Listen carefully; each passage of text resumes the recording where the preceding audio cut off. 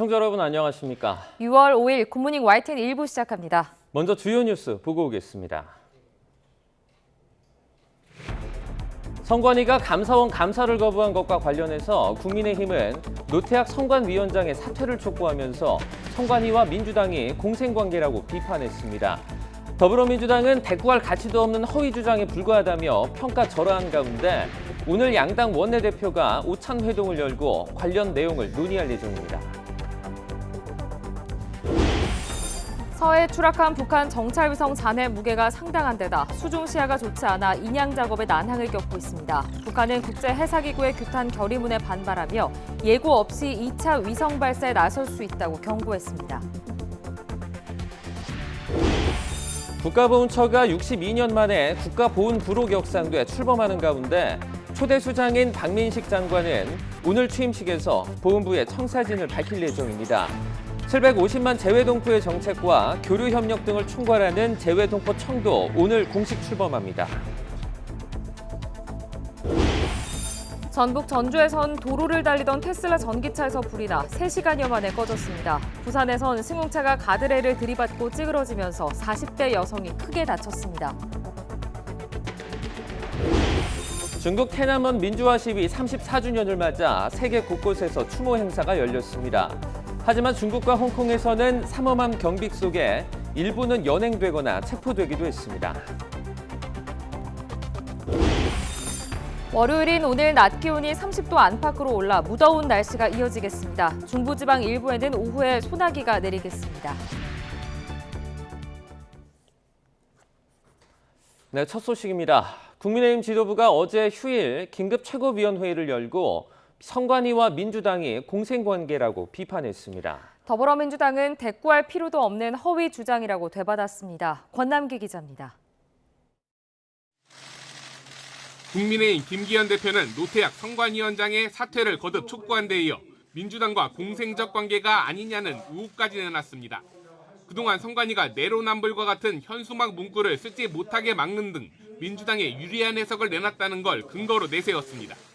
과감하게 고용 세습을 저지를 수 있었던 이유가 민주당과 공생적 동업 관계를 형성했기 때문은 아닌지 하는 의심이 됩니다. 선관위가 헌법을 들어 감사원 직무 감찰을 거부한 것을 두고도 조직 이기주의라는 비판이 이어졌습니다. 청렴성, 중립성, 공정성의 규범을 모두 읽고도 여전히 독립적 헌법기관임을 내세울 수 있습니까? 휴일 긴급 최고회의에 이어 오늘도 의원총회를 열고 감찰 거부 관련 논의를 계속하는 등 국민의힘은 선관위 이슈에 전력하는 모습입니다. 김 대표 역시 비공개 간담회에서 국민이 연휴로 관심을 놓칠 수 있어 최고회의를 열었다고 말했는데 민주당이 최근 후쿠시마 오염수 방류나 노동 현안을 고리로 대정부 공세 수위를 올리는 것에 대한 맞불 성격도 있다는 해석이 나옵니다. 반면 더불어민주당은 여당의 이런 공세는 대꾸할 가치도 없는 허위 주장에 불과하다며 정치 선동이라고 평가절하했습니다. 여당 대표의 정치 공세성 주장에 대해서는 대꾸할 가치가 없다고 생각합니다. 채용비리 국정조사 빠르게 착수할 수 있도록 그 협조를 하는 게 우선입니다. 이런 가운데 양당 원내대표가 오늘 오찬회동을 하는 만큼 선관위 국정조사 관련 협의가 속도를 낼지 주목됩니다. 다만 북한발 해킹 시도에 대한 국정원 보안 점검 거부를 조사에 포함할지를 두고 이견이 여전한 것으로 전해지는 등 선관위 의혹을 둘러싼 거대 양당의 신경전은 당분간 계속될 것으로 보입니다. YTN 권남기입니다. 여야가 전현희 국민권익위원장에 대한 감사원의 감사 결과를 두고 상반된 입장을 내놨습니다. 국민의힘 장동혁 원내대변인은 전 위원장에 대한 감사 결과가 감사위원 6명 만장일치로 책임을 묻지 않는다는 불문으로 의결됐다는 주장은 사실이 아니라고 밝혔습니다. 이어 전 위원장은 무엇이 그리 급했는지 감사원이 공식 발표도 하기 전에 사실상 무혐의라고 셀프 면죄를 시도했다며 무혐의 호소인에 불과하다고 비판했습니다. 반면 민주당 박성준 대변인은 감사원 감사위원회의 불문 결정으로 전 위원장을 쫓아내기 위한 먼지털이식 감사의 부당성이 명명백백해졌다고 반박했습니다. 이어 정치감사를 주도하는 유병호 사무총장을 더는 두고 볼 수 없다며 허위 조작 감사도 모자라 감사위원회 결정까지 왜곡한 유 총장을 당장 파면해야 한다고 주장했습니다. 정부가 최근 3년간 국고보조금을 받은 29개 민간단체에 대한 감사를 벌인 결과 1조 1,000억 원 규모 사업에서 1,865건의 부정비리가 확인된 것으로 나타났습니다. 확인된 부정 사용액만 314억 원이라고 밝혔는데요. 이관섭 대통령실 국정기획수석의 브리핑 내용 직접 들어보시죠. 1조 1,000억 원 규모의 사업에서 총 1,865건의 부정과 비리를 적발했습니다. 현재 확인된 부정 사용 금액만 314억 원에 달합니다. 횡령, 리베이트 수수, 사적 사용, 서류 조작 등 온갖 유형의 비리가 확인되었으며 보조금 환수, 고발 및 수사 의뢰 등 강력한 조치를 취할 계획입니다. 또한 근본에 적발된 단체에 대해서는 향후 5년간 보조금 지급 대상에서 배제합니다. 부정하게 수령한 보조금은 전액 환수하고 정상 수령했으나 집행 시 부정과 비리가 있었다면 해당 금액을 환수하겠습니다. 대장동 50억 클럽 의혹을 수사하는 검찰이 박영수 전 특별검사의 수재 혐의 입증을 위해 조만간 당사자를 소환할 전망입니다. 검찰은 앞선 2차례의 소환 이후 확보한 추가 증거를 바탕으로 박 전 특검을 압박할 것으로 보입니다. 김철희 기자입니다. 50억 클럽 의혹으로 재작년 11월과 지난해 1월 2차례 검찰 소환 조사를 받았던 박영수 전 특별검사. 박 전 특검은 지난 2014년 우리은행 이사회 의장으로 있으면서 대장동 일당을 돕는 대가로 200억 원 상당의 땅과 상가 등을 약속받은 혐의를 받고 있습니다. 구체적으로는 우리은행의 성남에 뜰 컨소시엄 불참이 결정된 뒤 PF 대출에 우리은행이 참여하겠다며 1,500억 원의 여신의향서를 제출하는 과정에 박 전 특검이 개입했는지 등이 쟁점입니다. 실제로 대장동 일당은 우리은행 등 대형은행이 PF 대출 참여를 밝힌 덕에 자금 조달 항목에서 만점에 가까운 점수를 받을 수 있었습니다. 검찰은 혐의 입증을 위해 이순우 당시 우리은행장에 대한 압수수색과 조사를 진행했고 여신의향서 발급을 담당했던 김 전 부행장도 직접 불러 조사했습니다. 다만 김 전 부행장은 자신이 여신의향서를 끊어줄 위치에 있지도 않았고 박 전 특검도 잘 모른다며 혐의를 부인했고 박 전 특검 측 역시 아무런 합리적 근거가 없는 주장에 불과하다며 반발하고 있습니다. 하지만 검찰은 추가 수사를 통해 박 전 특검이 당시 대장동 사업과 관련해 우리은행에 어떤 역할로 영향력을 행사했는지 또 수수이익과 관련한 추가적인 내용도 확인했다며 자신감을 내비쳤습니다. 확인한 내용을 바탕으로 세 번째 소환을 진행한다는 건데 박 전 특검에 앞서 측근 양재식 변호사가 먼저 검찰에 불려 나올 것으로 보입니다. 박 전 특검 측은 아직 정확한 날짜 조율은 없었다면서도 현충일 이후 소환을 점쳤던 만큼 이르면 이번 주 안에 출석이 이뤄질 거라는 전망도 나오고 있습니다. YTN 김철입니다. 대장동 의혹 등으로 재판에 넘겨진 민주당 이재명 대표의 직무를 정지해달라는 권리당원들 요청을 법원이 받아들이지 않았습니다. 서울 남부지방법원은 민주당 당원이자 유튜버 백광현 씨 등 권리당원 325명이 지난 3월 이 대표를 상대로 낸 당대표 직무정지 가처분 신청을 기각했습니다. 재판부는 이 대표를 즉시 직무에서 배제해야 할 급할 사정이 있다거나 권리당원들에게 회복하기 어려운 손해 등이 일어난다고 보기 어렵다며 결정 이유를 설명했습니다. 군 당국이 서해상에 추락한 북한 우주발사체 동체잔해 일부에 대한 인양을 오늘 엿새째 시도할 계획입니다. 이런 가운데 북한은 앞으로 국제기구에 사전 통보 없이 2차 위성 발사에 나설 수 있다고 밝혔습니다. 조수영 기자입니다. 북한 우주발사체 잔해 인양 작업 닷새째. 수심 75m까지 가라앉은 15m의 동체 잔해를 결박하는 작업에 진척은 있었지만 아직 수면 위로 올리지는 못했습니다. 고장력의 밧줄을 묶어 끌어올려야 하는데 원통형인데다 무게가 상당해 쉽지 않은 작업입니다. 여기에 0.5m 앞도 안 보일 정도로 시야 확보가 어려운 것으로 알려졌습니다. 이런 가운데 북한은 유엔 안보리가 공개회의를 열고 북한의 비확산 문제를 논의한 데 반발하고 나섰습니다. 김여정 노동당 부부장은 또다시 담화를 내고 유엔 헌장의 정신에 대한 모독이고 왜곡이라고 주장하면서 안보리가 걸핏하면 주권적 권리 행사를 문제시하는 게 대단히 불쾌하다고 밝혔습니다. 이어 군사정찰 위성 발사를 계속할 것이라며 미국과 추종 세력들이 지루함을 느낄 때까지 시종일관 강력하게 대응하겠다고 위협했습니다. 이와 함께 북한은 국제해사기구 IMO가 사상 처음으로 북한의 미사일 발사를 규탄하는 결의문을 내놓은 데 대해 반공화국 결의 채택이라며 사전 통보가 더는 필요 없다는 입장으로 간주하겠다고 밝혔습니다. 앞으로 위성을 쏘더라도 사전 통보를 하지 않을 수 있다는 입장을 내놓은 건데 다만 북한이 예고한 오는 11일 이내에 발사할지는 불투명한 상황입니다. YTN 조수연입니다. 전북 전주에서 도로를 달리던 테슬라 전기차에서 불이 나 3시간여 만에 꺼졌습니다. 부산에선 승용차가 가드레일을 들이받고 찌그러지면서 40대 여성이 크게 다쳤습니다. 밤사이 사건 사고 소식 김태원 기자가 전해드립니다. 차량을 뒤덮은 시뻘건 불길이 검은 연기를 내뿜으며 타오릅니다. 무언가 터지는 듯한 폭발음이 들리고 차량 곳곳에선 쉴 새 없이 불똥도 떨어집니다. 어제 저녁 7시 40분쯤 전북 전주시 중동의 한 도로를 달리던 테슬라 전기차에서 불이 났습니다.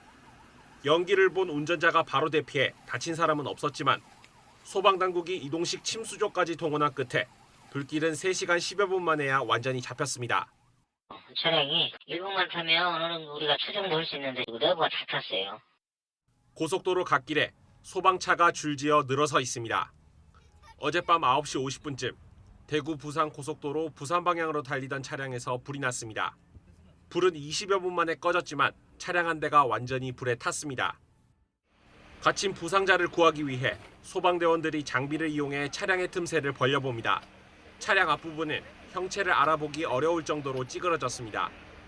어제 오후 6시쯤 부산 중림동 중림교차로 인근 도로를 달리던 승용차가 가드레일을 들이받았습니다.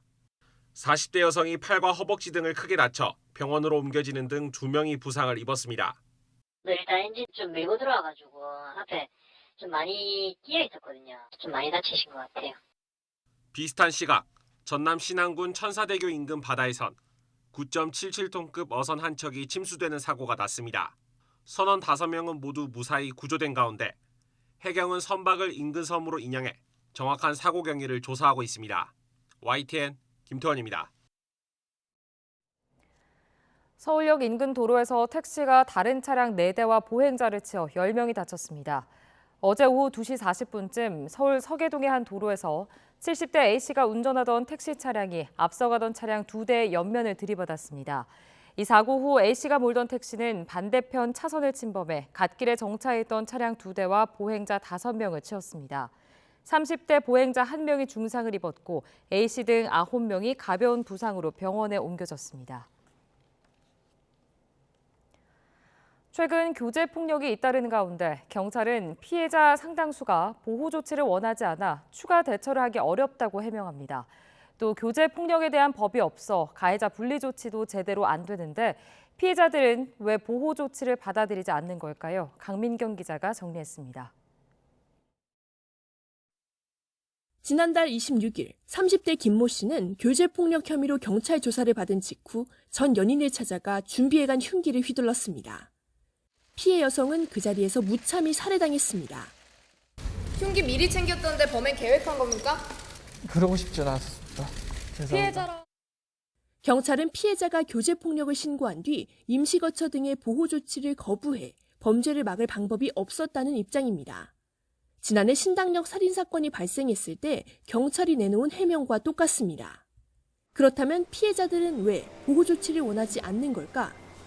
현재 교제폭력 피해자가 선택할 수 있는 안전조치는 스마트워치와 임시거처 제공입니다.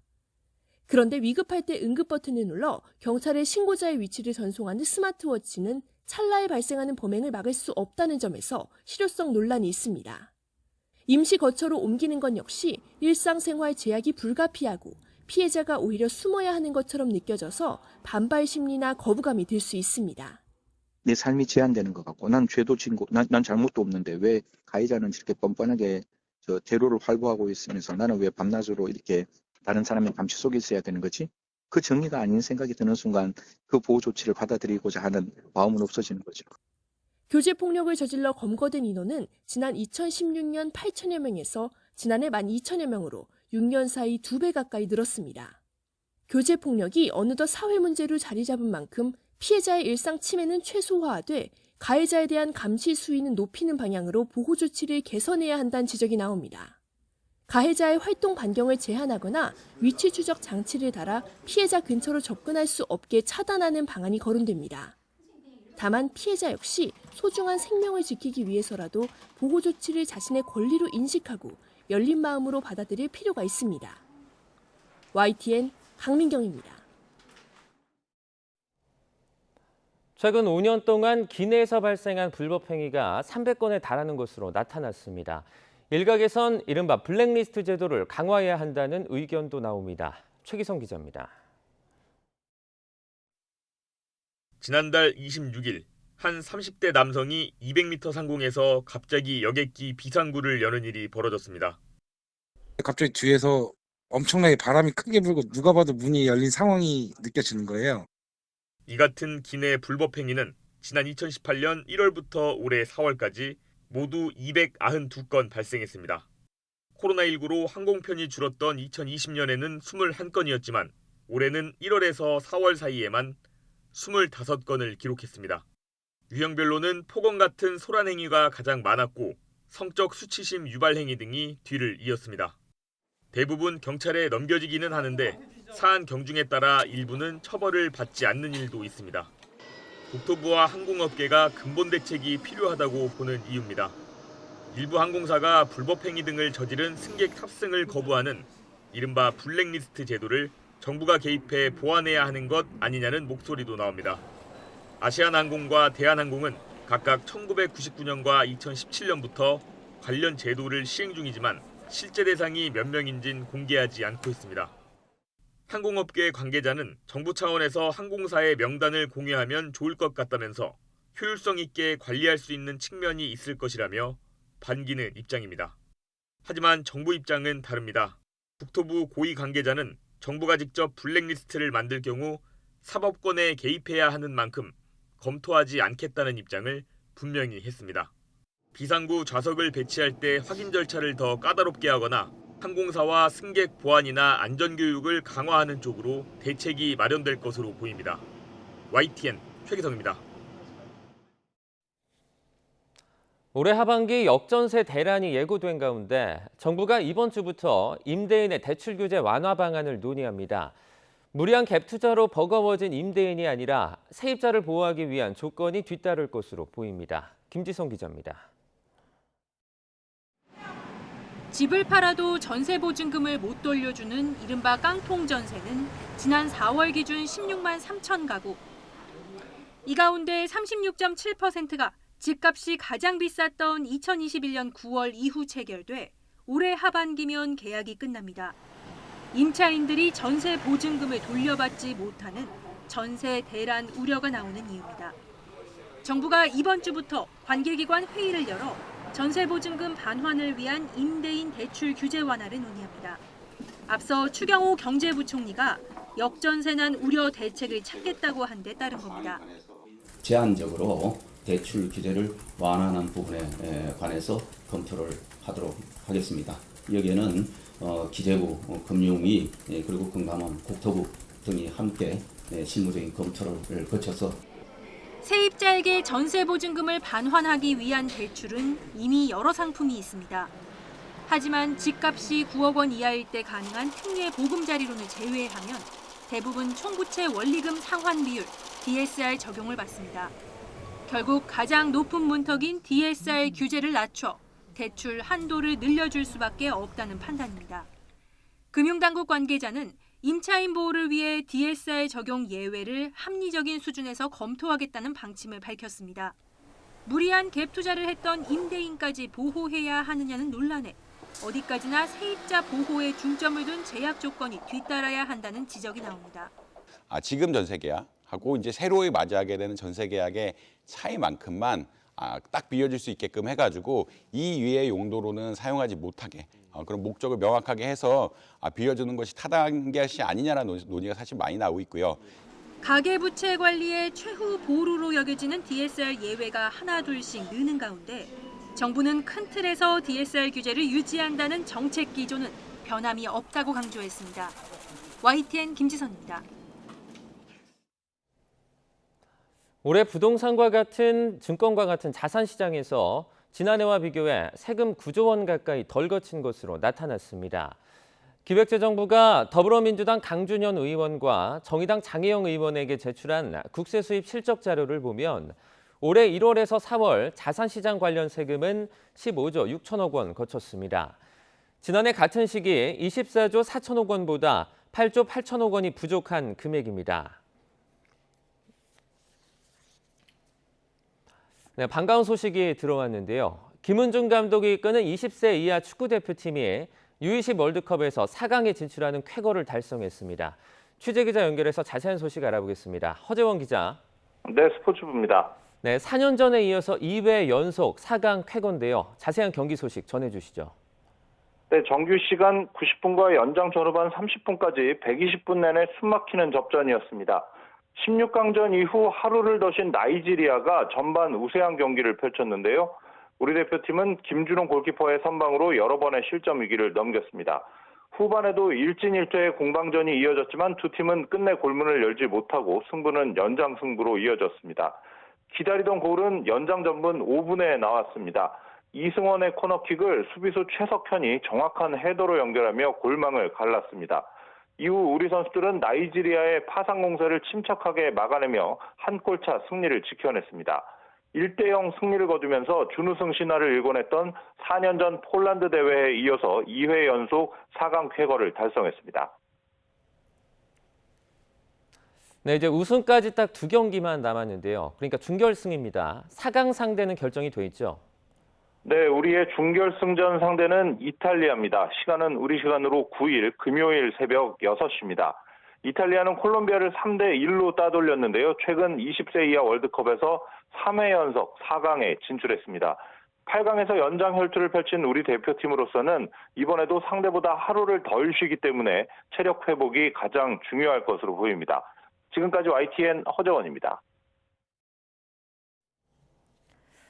네, 다음 소식 이어갑니다. 중국 태난먼 민주화 시위 34주년을 맞아 세계 곳곳에서 추모 행사가 열렸습니다.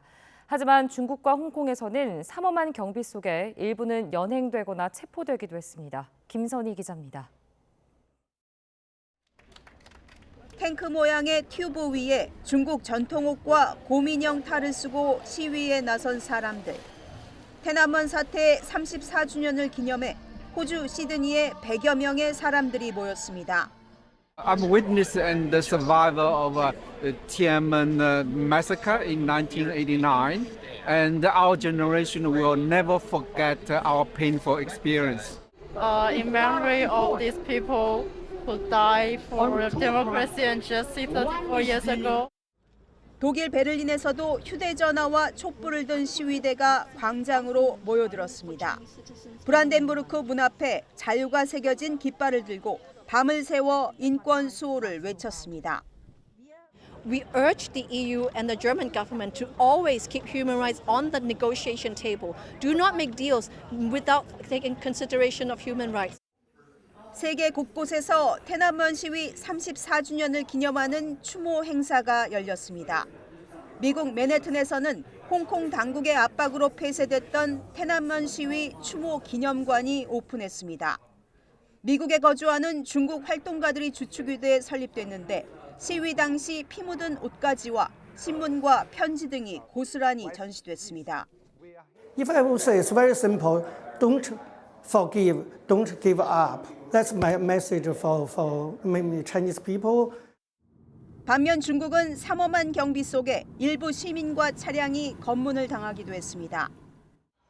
홍콩은 6천여 명의 경찰이 순찰과 검문을 하며 만일의 소요 사태에 대비했습니다. 일부는 실제 체포되거나 연행되기도 했습니다.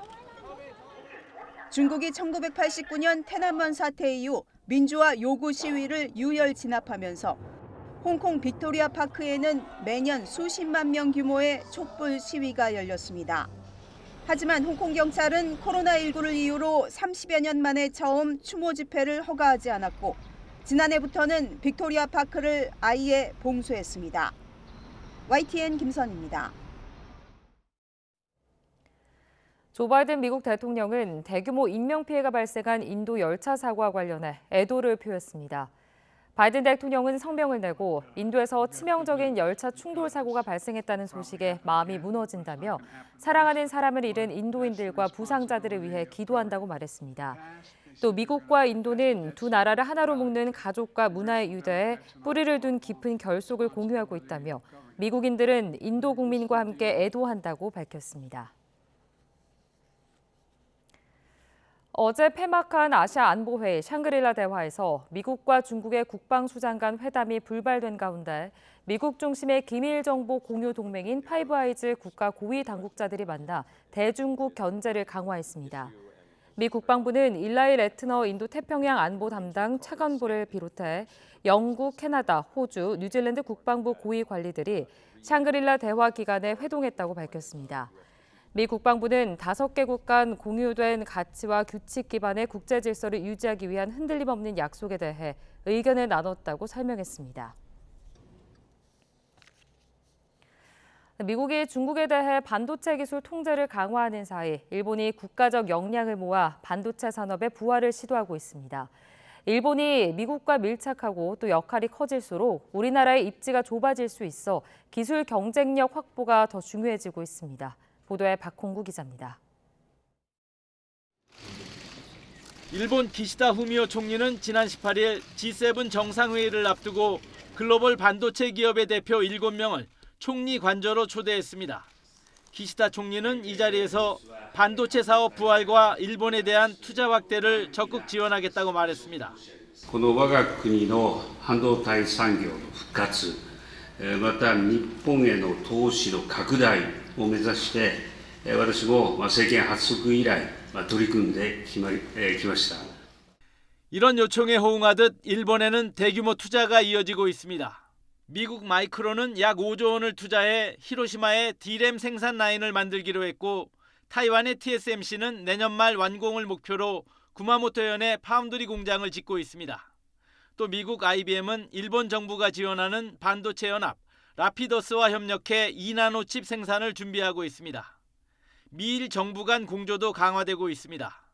두 나라는 최근 장관급 회담을 열어 반도체 분야의 기술 개발과 인재 육성을 위한 로드맵을 마련하기로 합의했습니다.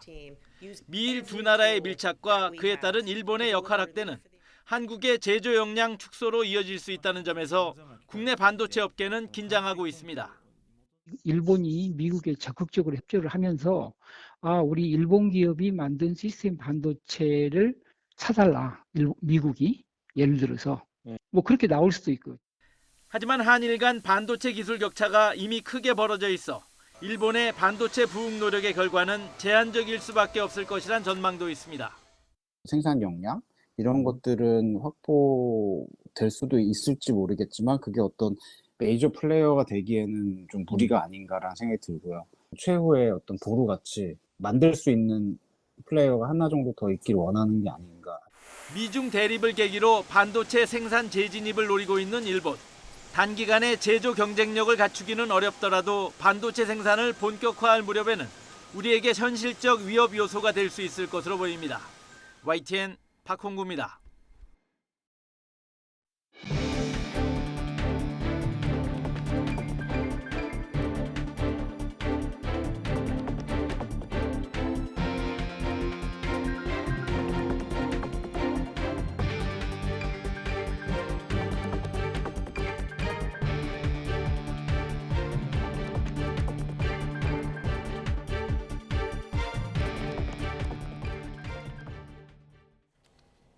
국민의힘 김기현 대표는 중앙선거관리위원회의 자녀 특혜 채용 의혹과 감사원 감사 거부를 두고 민주당의 공생적인 동업관계를 확신하게 된다고 비판했습니다.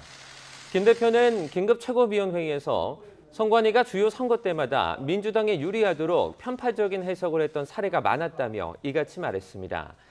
김 대표는 노태학 선관위원장을 향해선 더는 부끄러운 모습을 보이지 말고 사퇴로서 행동하는 책임을 보여주길 바란다며 거듭 사퇴를 촉구했습니다. 더불어민주당 소속 국회 행정안전위원들이 노태학 중앙선거관리위원장의 사퇴와 감사원의 감사 수용을 압박하는 국민의힘을 겨냥해 선관위 장악 시도를 멈추라고 촉구했습니다. 민주당 행안위원들은 입장문을 내고 선관위 사무총장과 사무차장이 사퇴하고 국민권익위원회 전수조사와 함께 후속 대책까지 나온 상황에서 국민의힘이 무엇을 위해 긴급 최고위원회의를 개최했느냐고 따져 물었습니다. 이어 국민의힘이 요구하는 선관위원장 사퇴와 감사원 감사 수용은 선거관리 총책임자인 사무총장을 윤석열 대통령 측근으로 임명하려는 야욕을 위해서라며 이는 공정한 선거관리의 원칙이 무너지게 되는 일이라고 강조했습니다. 국고 보조금을 받는 민간단체 12,000곳에서 1,800여 건의 부정비리가 드러났고 부정사용 금액은 314억 원에 달하는 것으로 나타났습니다. 대통령실 이관섭 국정기획수석은 올해 1월부터 4월까지 넉 달 동안 29개 부처별로 비영리 민간단체 관련 감사 결과 횡령, 리베이트 수수, 사적 사용, 서류 조작 등 다양한 유형의 부정이 확인됐다며 이같이 전했습니다. 감사 대상엔 최근 3년간 보조금을 받은 민간단체 12,000여 곳에 지급이 된 6조 8천억 원 규모의 사업으로 관행적인 사업이나 선심성 사업은 과감히 구조조정을 하겠다면서도 내년도 민간단체 보조금은 올해보다 5천억 원 이상 감축한다고 밝혔습니다. 주택시장 하락세로 깡통전세 위험 가구가 최근 1년여 만에 3배 가까이 급증한 것으로 나타났습니다. 한국은행 조사국은 깡통전세 역전세 현황과 시사점 보고서에서 아직 계약 기간이 남은 전세 계약 중 깡통전세 위험 가구는 지난해 1월 5만 6천 호로 2.8%에서 지난 4월 16만 3천 호 8.3%로 거의 3배 급증했다고 밝혔습니다. 또 역전세 위험이 있는 가구 비중도 같은 기간 51만 7천 호 25.9%에서 102만 6천 호 52.4%로 늘었다고 덧붙였습니다. 지난달 농축산물 소비자 물가가 지난해 5월 대비 1.4% 하락한 것으로 나타났습니다. 농림축산식품부는 지난달 농축산물 소비자 물가는 4월 대비 0.5% 상승했고 지난해 5월과 비교해 1.4% 하락했다고 밝혔습니다. 품목별로 보면 지난달 닭고기 가격은 병아리 공급 부족으로 1년 전보다 14.8% 상승했습니다.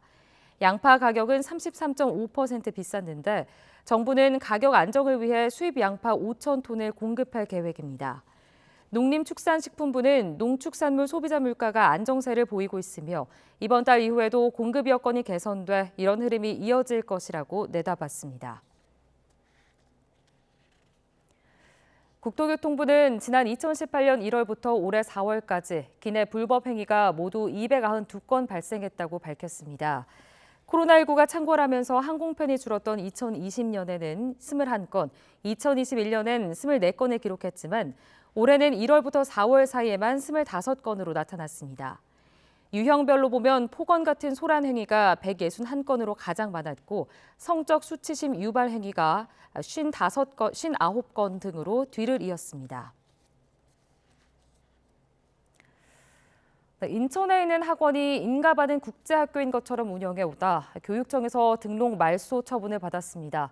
일부 학부모들은 학력 인정이 되지 않는 학원인 줄 몰랐다는 입장인데 이 학원은 이름만 바꿔 같은 장소에서 그대로 원생들을 받고 있습니다. 윤웅성 기자입니다. 지난해부터 자녀를 국제학교에 보내온 A씨는 지난 3월 말 학교가 등록 말소 처분을 받았다는 소식을 접했습니다.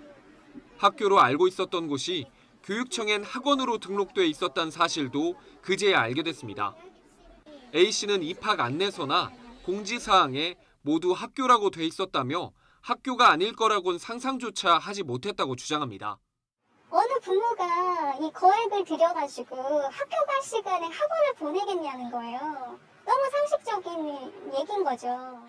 학원 측은 학교라고 칭한 적이 없고 운영 초기 실수가 있었던 거라고 해명합니다. 그리고 문을 닫지 않은 채 원생들을 받고 있습니다. 이름이 한 글자 바뀌었고 대표자가 원래 원장에서 남편으로 교체됐을 뿐 운영진이나 강사도 거의 그대로입니다. 학원 곳곳엔 예전 명칭을 썼던 흔적도 고스란히 남아 있습니다. 사실상 같은 기관이 간판만 바꾸고 운영되는 셈입니다. 교육청은 등록 말소 처분을 받은 학원이 대표자나 명칭만 바꾸는 방법으로 새로 등록하더라도 현행법상 막을 길이 없다는 입장입니다. 또 학교 명칭을 쓴 것 등 위반 사항은 모두 시정됐다고 설명했습니다. 그러나 일반 학교에 가는 대신 학원을 택한 원생 250여 명에게 학교 수준의 교육 환경이 제공되는지는 의문입니다. 과거 급식이 건물 로비에서 이뤄졌고 지금도 야외 활동은 주차장에서 진행됩니다. 학원 시설인 경우에는 그런 엄격한 룰들을 적용받고 있지 않기 때문에 교육 환경이 일반 초중등학교 교육과정 운영 체제와 다르게 환경이나 시설이 열악한 상황들이 있을 것 같습니다. 최근 해외 대학에 진학하기 위해 국제학교 형태로 운영되는 학원에 등록하는 어린이와 청소년이 많은 것으로 알려져 교육당국의 지속적인 점검이 필요해 보입니다. YTN 윤웅성입니다. 온라인에서 극단적인 선택을 부추기거나 방조하는 글이 지난 5년 사이에 7배나 늘어난 것으로 나타났습니다. 정부가 국민과 함께 이런 글들을 차단하는 데 적극 나서기로 했습니다. 김연아 기자입니다. 지난 4월 발생한 10대 여학생의 SNS 생중계 투신 사건. 조사 결과 온라인에 올라온 동반 자살하자는 글이 투신의 방아쇠가 된 것으로 드러났습니다. 자살을 부추기고 방조하는 이런 무책임한 글들은 지난 5년 동안 7배가 넘게 늘었습니다. 특히 코로나 우울증이 심각했던 2021년과 지난해 무려 57.2%와 64% 급등했는데 이른바 자살 동반자를 모집한다는 글은 불과 1년 사이 5배 가까이 급증했습니다. 전문가들은 우울감은 자연스러운 일이고 글로 감정을 표현하고 공유하려는 행동 자체도 답답하고 슬픈 감정을 해소하는 데 도움이 된다고 말합니다. 다만 이때 서로 공감과 위로를 나누면 충분히 위기를 극복할 수 있지만 무분별한 비난이나 자살을 부추기는 글을 접하면 돌이킬 수 없는 일이 벌어질 수 있다고 경고합니다. 살아야겠다는 마음과 죽고 싶다는 마음이 끝까지 싸우거든요. 그래서 이때 사람을 찾습니다. 그때 한 사람만 있어도 우리가 또 살아낼 수 있거든요. 이때 범죄자를 만났다고 생각해 보십시오. 얼마나 더 절망하고 세상이 살 필요가 없다고 느껴지겠습니까? 자살을 부추기고 방조하는 행위를 막기 위해서는 무엇보다 빠른 신고가 중요합니다. 이에 따라 정부는 자살 유발 정보 삭제를 위한 대국민 신고 캠페인을 진행하기로 했습니다. 만 19세 이상 국민이면 누구나 미디어 자살 정보 모니터링 시스템을 통해 교육받은 뒤 신고 활동에 참여할 수 있습니다. 복지부는 이번 캠페인 외에도 자살 유발 정보 모니터링 센터를 신설해 24시간 자살 관련 유해 정보를 모니터링하고 신고와 긴급 구조, 수사 의뢰까지 즉각 대응할 계획입니다. YTN 김현아입니다. 잃어버린 마약을 찾기 위해서 경찰 지구대를 찾은 40대가 붙잡혀 검찰에 넘겨졌습니다. 광주 북부경찰서는 마약 투약 혐의로 40대 남성 A씨를 불구속 송치했습니다. A씨는 지난달 29일 광주 시내에 있는 모텔에서 2차례에 걸쳐 필로폰을 투약한 혐의를 받습니다. 검거 당시 A씨는 경찰이 흰 봉투에 든 가루의 용도를 묻자 개미를 쫓는 붕산이라고 주장을 했다가 이후에 필로폰이 들었다며 혐의를 인정했습니다. 어제 오전 10시 반쯤 경기도 안성시 공도읍 이면도로에서 우회전을 하던 SUV 차량에 2살 아이가 치여서 숨졌습니다.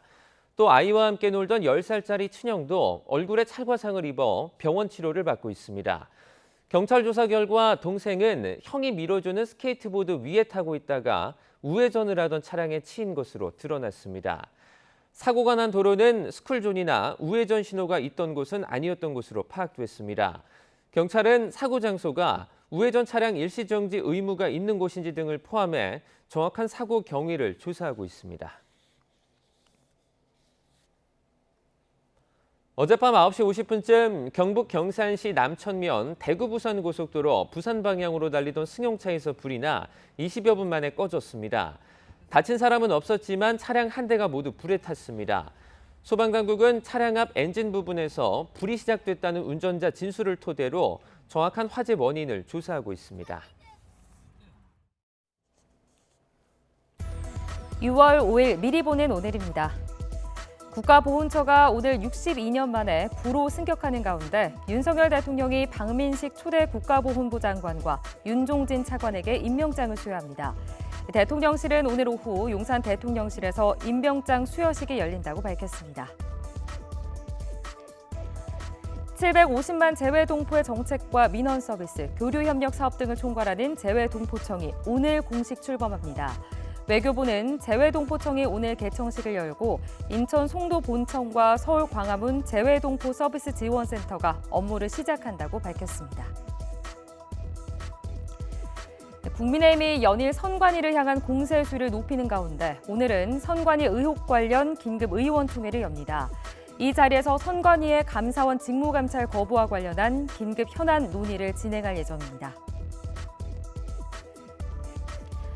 민주당은 오늘 송기현 원내 수석 부대표를 단장으로 외교통일위원회, 환경노동위원회 등 관련 상임위 간사를 주축으로 한 후쿠시마 오염수 원내 대책단 출범식을 엽니다. 이와 함께 민주당 소속 외통위, 농해수위 위원들은 오염수 해양 방류에 대한 국제법상 쟁점을 검토하고 대응 방안을 논의하는 긴급 토론회를 개최합니다.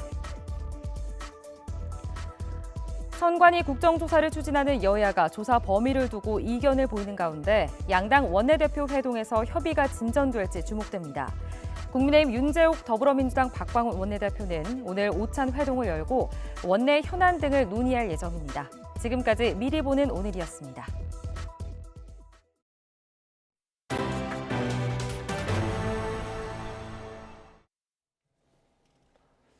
홍콩에서 어제天安문 민주화 시위 34주년을 맞아 경찰 수천 명이 경비를 펼친 가운데 체포와 연행이 잇따랐습니다.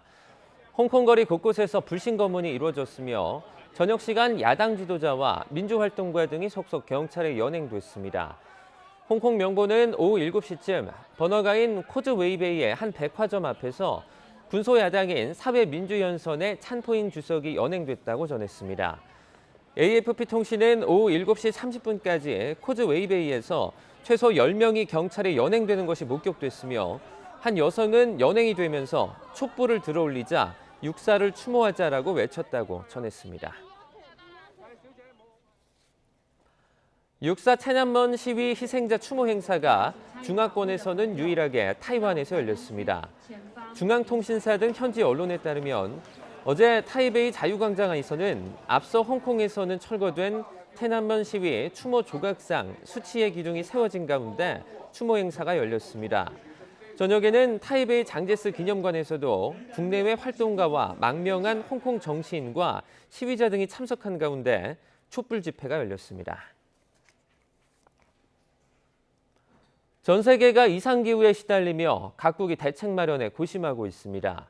베트남에서는 폭염에 따른 전력 부족을 메꾸기 위해 대대적인 전기 아끼기를 시작했고 스페인에서는 폭염에 물 부족 사태가 겹치며 바닷물을 담수로 바꾸는 공장들을 최대로 가동하고 있습니다. 류재용 기자의 보도입니다. 베트남 하노이는 낮 기온이 40도를 쉽게 넘나들고 있습니다.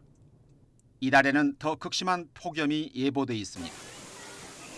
그 어느 때보다 수영장이나 물놀이 시설을 찾는 사람들이 많습니다. càng ngày sẽ càng nóng lên. Ngày trước là chỉ khoảng 30 độ là nóng lắm rồi.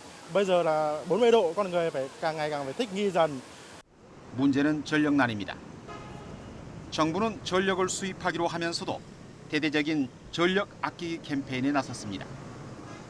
각 기관이나 시설에서는 에어컨 온도를 26도 이상 유지하도록 하고 도로 가로등의 밝기도 낮추고 켜두는 시간도 줄였습니다. Nếu mà người dân có ý thức tiết kiệm điện thì tất cả đều có điện mà dùng. Thì nếu mà người dân không ý thức tiết kiệm điện thì sẽ gây quá tải cục bộ thì sẽ rất là nguy hiểm đến lưới điện. 스페인 카탈루냐에 있는 저수지가 바닥을 드러냈습니다. 가뭄이 계속되면서 곳곳에서 식수를 비롯해 물 부족 사태가 빚어지고 있습니다. 이제는 해수욕을 한 뒤 몸을 씻을 수도 없습니다. Everybody come here to have fun, but there is no water. So it's kind of disappointed. 당국은 이런 물 부족 사태를 해결하기 위해 바닷물을 담수로 정화하는 시설을 최대한 가동하고 있습니다. 바르셀로나의 경우 2년여 만에 해수 담수 공급량이 10배 넘게 늘어나 제1의 식수 공급원으로 자리 잡았습니다. 800개 이상의 정화시설로 세계 4위의 담수화 능력을 갖추고 있는 스페인은 이를 통해 전체 인구 70%의 식수를 해결할 수 있다고 보고 있지만 소요 비용이 막대해 다른 방식을 찾아야 한다는 목소리도 적지 않습니다. YTN 유재웅입니다. 일본의 인기 아트 디렉터 요시다 유니의 기발한 판타지 작품이 국내에서 첫 선을 보였습니다. 네, 작가가 일상 속에서 찾은 초현실적 이미지는 관객에게 신선한 충격과 흥미를 선사합니다. 이교준 기자의 보도입니다.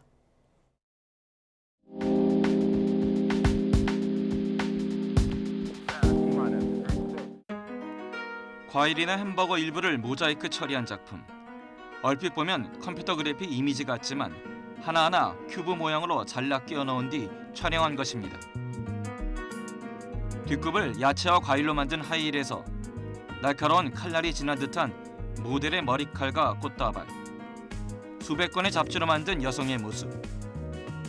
요시다 유니는 독창적인 시선으로 일상 속에서 찾아낸 판타지를 섬세한 수작업을 통해 구현해 관객에게 새로운 체험을 선사합니다. 実際に起こっているものの中で、面白いものを見つけることが好きで、顕微鏡を除いて、実際には肉眼では見えないけどそこに存在するものを見たり、そういうのが好きな子どもだったので、今の作品にもそういったことが通じてるんじゃないかなと思います。 기획부터 구상까지 5년을 공들인 신작 플레잉카드도 첫 선을 보였습니다.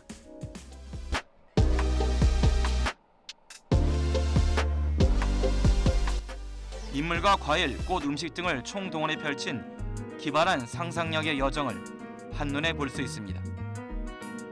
YTN 이교준입니다. 골목과 비엔날레가 만났습니다. 비엔날레 전시 공간이 대폭 확장된 건데요. 네, 흥겨운 공연까지 어우러지면서 광주의 골목이 들썩이고 있습니다. 김밤원 기자입니다. 후한 말에 선교사들이 자리를 잡기 시작한 광주의 근대 역사 문화 마을입니다. 구비구비 골목길에서 비엔날레 작품이 전시되고 있습니다.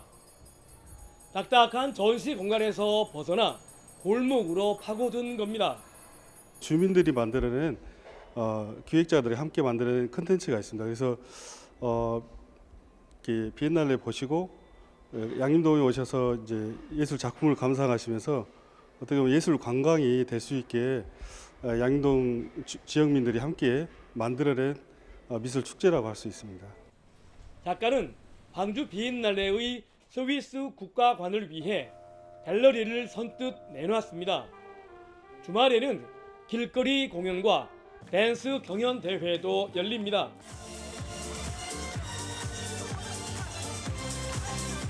방송국의 오픈 스튜디오도 선을 보였습니다. 아마추어 가수들에게는 더할 나위 없이 좋은 기회의 장이 되고 있습니다. 광주 양림동은 근대 역사와 문화가 살아 숨쉬는 곳입니다. 그러한 때 이렇게 오픈 스튜디오가 생겨서 저희가 저희 같은 설 자리가 없는 사람한테 이렇게 좋은 기회가 된 것 같아서 너무도 고맙고 감사합니다.